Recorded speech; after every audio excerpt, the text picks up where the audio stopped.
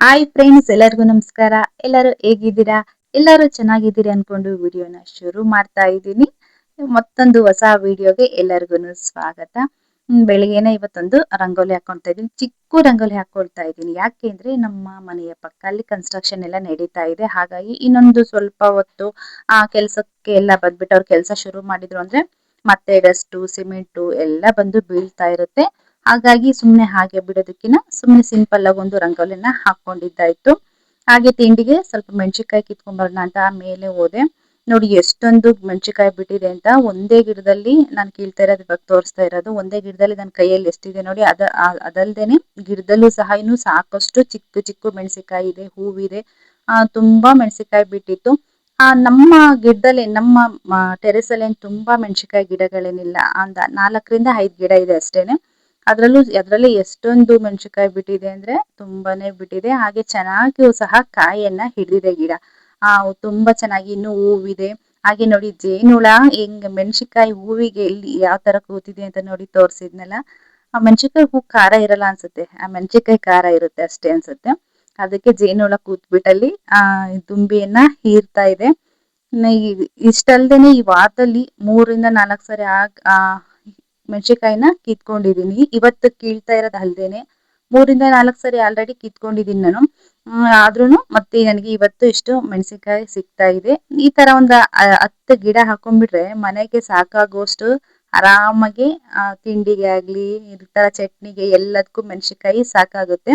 ಹಾಗೆ ನಾನು ಲಾಸ್ಟ್ ಈರುಳ್ಳಿ ನಮ್ಮ ಪಾಟಲ್ಲಿರೋ ಈರುಳ್ಳಿ ಗಿಡ, ಈರುಳ್ಳಿ ಬಿಟ್ಬಿಟ್ಟೆಲ್ಲ ಹೂವು ಯಾವ ತರ ಆಗಿತ್ತು, ಆ ಹೂವಿಯಲ್ಲಿ ಬೀಜ ಆಗಿತ್ತಲ್ವಾ, ಅದನ್ನ ಈರುಳ್ಳಿ ಈ ತರ ಪಾಟ್ಗಳಿಗೆ ಹಾಕಿದ್ದನ್ನ ತೋರಿಸ್ತಾ ಇದೀನಿ ನೋಡಿ. ಎಷ್ಟು ಚೆನ್ನಾಗ್ ಬಂದಿದೆ ಈರುಳ್ಳಿ ಗಿಡ ಅಂತ ಹೇಳಿ.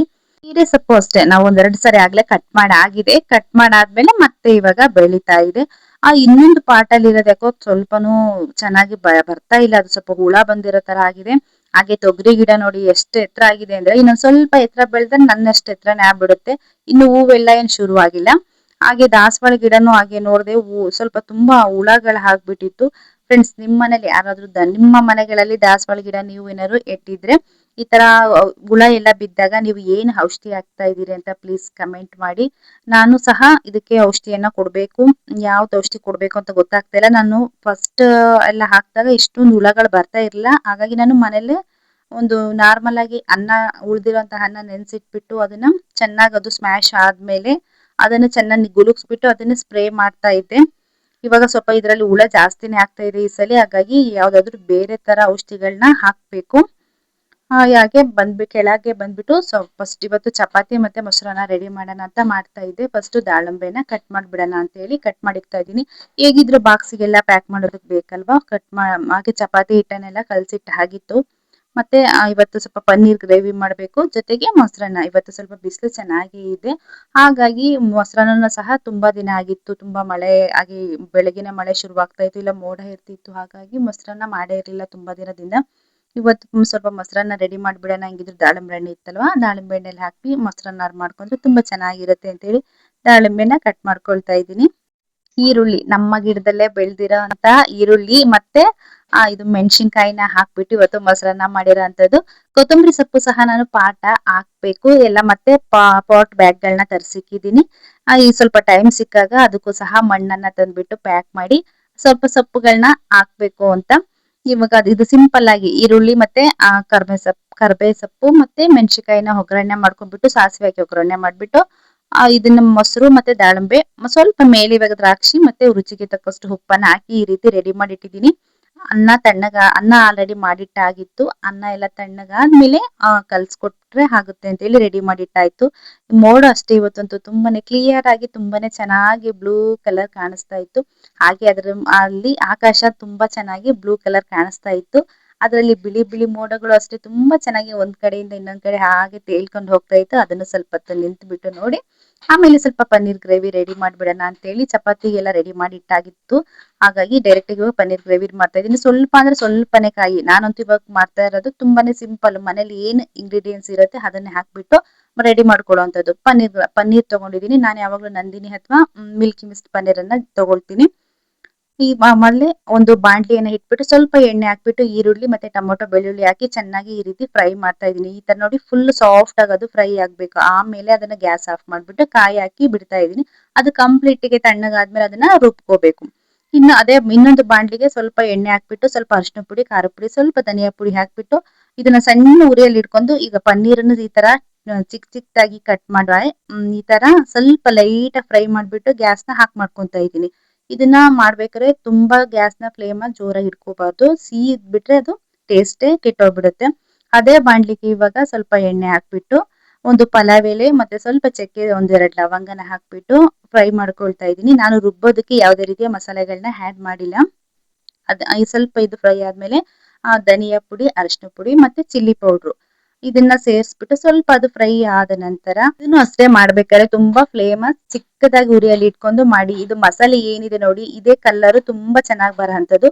ಇದು ಏನಾದ್ರು ಮಸಾಲೆ ಸೀದೋಯ್ತು ಅಂದ್ರೆ ಅದ್ ಪನ್ನೀರ್ ಗ್ರೇವಿ ಕಲರ್ ಕೆಟ್ಟೋಗ್ಬಿಡುತ್ತೆ. ಈ ತರ ನೋಡಿ ರೆಡ್ಡಿಶ್ ಆಗಿ ಚೆನ್ನಾಗಿರ್ಬೇಕು. ಈ ತರ ಅಕಸ್ಮಾತ್ ತುಂಬಾ ಹೀಟ್ ಆಗ್ತಾ ಇದೆ ಅಂದ್ರೆ ಗ್ಯಾಸ್ ನ ಹಾಕ್ ಮಾಡ್ಬಿಡಿ, ತಕ್ಷಣ ಹಾಕ್ ಮಾಡ್ಬಿಟ್ಟು ಆಮೇಲೆ ನೀವು ಚಿಲ್ಲಿ ಪೌಡ್ರು ಮತ್ತೆ ಅರಿಶಿನ ಪುಡಿ, ಧನಿಯಾ ಪುಡಿ ಇದನ್ನ ಸೇರಿಸ್ಬಿಟ್ಟು ಆಮೇಲೆ ಈ ತರ ಗ್ಯಾಸ್ ನ ಆನ್ ಮಾಡ್ಕೊಬಿಟ್ಟು ರುಬ್ಬಿಟ್ಟಿರುವಂತ ಮಸಾಲೆಯನ್ನ ಸೇರಿಸ್ಕೋಬಹುದು. ಈ ತರ ಮಸಾಲೆ ಎಲ್ಲ ಹಾಕಿದ್ಮೇಲೆ ಅದನ್ನ ಸ್ವಲ್ಪ ಈ ತರ ಫ್ರೈ ಮಾಡ್ಕೊಳ್ತಾ ಇದೀನಿ. ಹಸಿ ಸ್ಮೆಲ್ ಎಲ್ಲ ಹೋಗೋ ತನಕ ಚೆನ್ನಾಗಿ ಫ್ರೈ ಮಾಡಿ ನಮ್ಗೆ ಗ್ರೇವಿಗೆ ಎಷ್ಟು ನೀರ್ ಬೇಕಾಗುತ್ತೆ ಅಷ್ಟು ನೀರನ್ನ ಸೇರಿಸ್ಬಿಟ್ಟು ಆವಾಗಲೇ ರೆಡಿ ಮಾಡಿ ಇಟ್ಟಿದ್ದೆ ಅಲ್ವಾ ಪನ್ನೀರನ್ನ, ನಾನು ಫ್ರೈ ಮಾಡಿ ಇಟ್ಟಿದ್ನಲ್ವಾ ಅದನ್ನ ಇವಾಗ ಸೇರಿಸ್ಬಿಟ್ಟು ಒಂದೆರಡು ನಿಮಿಷ ಇದನ್ನ ಒಂದು ಕುದಿಸಿದ್ರೆ ಸಾಕು, ರೆಡಿ ಆಗುತ್ತೆ ಪನ್ನೀರ್ ಗ್ರೇವಿ. ತುಂಬಾನೇ ಈಸಿಯಾಗಿ ಮನೇಲೆ ಮಾಡುವಂತ ಪನ್ನೀರ್ ಗ್ರೇವಿ ಇದು ಇವತ್ತು ನಾನು ಮಾಡ್ತಾ ಇರೋದು. ನಾನು ಬೇರೆ ಬೇರೆ ತರ ಟ್ರೈ ಮಾಡ್ತಾ ಇರ್ತೀನಿ ಪನ್ನೀರ್ ಗ್ರೇವಿನ. ಇದಂತೂ ತುಂಬಾನೇ ಈಸಿ. ಮನೇಲಿ ಟೊಮೊಟೊ ಇರುತ್ತೆ, ಈರುಳ್ಳಿ ಇರುತ್ತೆ, ಚಿಲ್ಲಿ ಪೌಡರ್, ಧನಿಯಾ ಪೌಡರ್, ಅರಿಶಿನ ಪೌಡರ್, ಉಪ್ಪು ಇದ್ದೇ ಇರುತ್ತಲ್ವಾ, ಅದನ್ನೇ ಸಿಂಪಲ್ ಆಗಿ ಹಾಕ್ಬಿಟ್ಟು ಮಾಡ್ಕೊಂಡಿರೋಂಥದ್ದು. ಟೇಸ್ಟ್ ಅಂತೂ ತುಂಬಾನೇ ಚೆನ್ನಾಗಿತ್ತು. ಇದ್ರಲ್ಲಿ ಹೆಚ್ಚು ಮಸಾಲೆ ಸಹ ಇರೋದಿಲ್ಲ. ನಿಮ್ಗೆ ತುಂಬಾ ಮಸಾಲೆ ಇದ್ರೆ ಕೆಲವರಿಗೆ ಇಷ್ಟ ಆಗೋದಿಲ್ಲ ಅಲ್ವಾ. ಈ ತರ ಟ್ರೈ ಮಾಡಿ, ತುಂಬಾ ಮಸಾಲಾ ಸ್ಮೆಲ್ಲು ಇರಲ್ಲ. ಅದ್ರಲ್ಲೂ ನಾನು ರುಬ್ಬೋದಕ್ಕೆ ಚಕ್ಕೆ ಆಗ್ಲಿ ಲವಂಗ ಆಗ್ಲಿ ಏನು ಸೇರಿಸಿಲ್ಲ. ಸ್ವಲ್ಪ ಒಂದು ಅರ್ಧ ಇಂಚಷ್ಟು ಶುಂಠಿ, ಒಂದು 4 ಎಸಳು ಬೆಳ್ಳುಳ್ಳಿ ಅಷ್ಟೇ ಮಸಾಲೆ ಅಂತ ಫ್ಲೇವರ್ಗೆ ಹಾಕಿರೋದು. ಅದನ್ನ ಬಿಟ್ರೆ ಧನಿಯಾ ಮತ್ತೆ ಅದನ್ನೆಲ್ಲ ಒಂದೊಂದ್ ಸ್ಪೂನ್ ಹಾಕೊಂಡಿದ್ದೆ. ಹಾಗಾಗಿ ಏನು ತುಂಬಾ ಮಸಾಲೆ ಇದೆ ಅಂತ ಅನ್ನೋ ತರ ಏನಿರಲಿಲ್ಲ. ತುಂಬಾನೇ ಚೆನ್ನಾಗಿತ್ತು ಗ್ರೇವಿ. ಆ ಪನ್ನೀರು ಸಹ ಅಷ್ಟೇ ತುಂಬಾ ಹಾರ್ಡ್ ಆಗೂ ಇರಲಿಲ್ಲ, ತುಂಬಾ ಸಾಫ್ಟ್ ಆಗೂ ಇರಲಿಲ್ಲ. ಈ ತರ ನೋಡಿ ಸಾಫ್ಟ್ ಆಗಿತ್ತು. ಗ್ರೇವಿ ಅಂತೂ ನೋಡೋದಕ್ಕೆ ತುಂಬಾನೇ ಕಲರ್ಫುಲ್ ಆಗಿತ್ತು. ಹಾಗೆ ಚಪಾತಿ ಎಲ್ಲ ರೆಡಿ ಮಾಡಿ ಎಲ್ಲರಿಗೂ ಲಂಚ್ ಎಲ್ಲ ಕೊಟ್ಟು ಹಾಗೆ ಅವ್ರನ್ನೆಲ್ಲ ಆದ್ಮೇಲೆ ಬಟ್ಟೆ ಎಲ್ಲ ಮಿಷಿನಿಗೆ ಹಾಕ್ಬೇಕಾಗಿತ್ತು. ಹಾಗೆ ಮಿಷಿನಿಗೆ ಹಾಕಿ ಬಂದಿದ್ದೆ ಒಂದ್ಸಲಿ ಹೋಗ್ಬಿಟ್ಟು. ಅವಾಗ್ಲೇನೆ ನಾನು ಇವಾಗ ತೋರಿಸ್ತಾ ಇದೀನಿ ನೋಡಿ. ಈ ತರ ಕನ್ಸ್ಟ್ರಕ್ಷನ್ ನಡೀತಾ ಇರೋದ್ರಿಂದ ತುಂಬಾನೇ ಗಲೀಜ್ ಆಗ್ತಾ ಇದೆ ಮೇಲಂತೂ. ಅದನ್ನ ಪದೇ ಪದೇ ಕ್ಲೀನ್ ಮಾಡ್ಕೊಂಡು ಅದೇ ಕೆಲ್ಸನೇ ತುಂಬಾನೇ ಟೈಮ್ ಹಿಡಿದ್ಬಿಡುತ್ತೆ. ಈಗ ಬಟ್ಟೆ ಹಾಕಿ ಬಂದಿದೆ. ಈಗ ಬಟ್ಟೆ ಒಣಗಕ್ಕೆ ಹೋದಾಗ ನಾನು ಹಾಗೆ ಸ್ವಲ್ಪ ಇನ್ನೊಂದ್ ಸ್ವಲ್ಪ ಗಿಡಗಳಿಗೆ ನೀರ್ ಹಾಕ್ಬೇಕಾಯ್ತು. ಬೆಳಿಗ್ಗೆ ಟೈಮ್ ಆಯ್ತು ಅಂತೇಳಿ ಸ್ವಲ್ಪ ಗಿಡಕ್ಕೆ ಮಾತ್ರ ನೀರ್ ಹಾಕಿ ಬಂದಿದ್ದೆ. ಹಾಗೆ ಇವಾಗ ನೀರು ಗಿಡಗಳಿಗೆ ನೀರು ಹಾಕ್ಬಿಟ್ಟು ಬಟ್ಟೆನ ಒಣಾಕ್ಬಿಟ್ಟು ಹೋಗೋಣ ಅಂತೇಳಿ ಮೇಲ್ ಬಂದ್ರೆ ಒಟ್ಟಿಗೆನೆ 2 ಕೆಲ್ಸನ ಮುಗಿಸ್ಕೊಂಡ್ಬಿಟ್ಟು ಹೋದ್ರೆ ಮತ್ತೆ ಇನ್ನೊಂದ್ಸರಿ ನಾವು ಬಂದ್ಬಿಟ್ಟು ಬಟ್ಟೆ ಎತ್ಕೊಂಡು ಹೋದ್ರೆ ಆಗುತ್ತೆ ಅಂತ ಹೇಳಿ. ಇವತ್ತೊಂದು ಗಾಳಿ ತುಂಬಾ ಅಂದ್ರೆ ತುಂಬಾನೇ ಗಾಳಿ ಬೀಸ್ತಾ ಇತ್ತು. ಒಂದು ಬಟ್ಟೆ ಹಾಕಿದ್ರೆ ಇನ್ನೊಂದು ಬಟ್ಟೆ ಬಿದ್ದೋಗ್ತಾ ಇತ್ತು ಕ್ಲಿಪ್ ಹಾಕೋ ಅಷ್ಟರೊಳಗೆ. ತುಂಬಾ ಅಂದ್ರೆ ಎಷ್ಟೊಂದು ಗಾಳಿ ಬೀಸ್ತಿತ್ತು ಅಂದ್ರೆ ಅಷ್ಟು ಗಾಳಿ ಬೀಸ್ತಾ ಇತ್ತು. ನನಗಂತೂ ಸ್ವಲ್ಪ ಬಟ್ಟೆ ಒಣಾಕಿ ಬರೋದ್ರೊಳಗೆ ಎಷ್ಟೊಂದು ಟೈಮ್ ಆಯ್ತು ಅಂದ್ರೆ ಅಷ್ಟೊಂದು ಟೈಮ್ ಆಗ್ಬಿಡ್ತು. ಇವತ್ತಿನ ವಿಡಿಯೋ ಇಷ್ಟೇ ಆಗಿತ್ತು ಫ್ರೆಂಡ್ಸ್. ಯಾರೆಲ್ಲ ವಿಡಿಯೋ ನೋಡ್ತಾ ಇದ್ರಿ ಪ್ಲೀಸ್ ಲೈಕ್ ಮಾಡಿ, ಶೇರ್ ಮಾಡಿ, ಹಾಗೆ ಸಬ್ಸ್ಕ್ರೈಬ್ ಮಾಡಿ. ಮತ್ತೊಂದು ವಿಡಿಯೋದಲ್ಲಿ ಮತ್ತೆ ಸಿಗ್ತೀನಿ.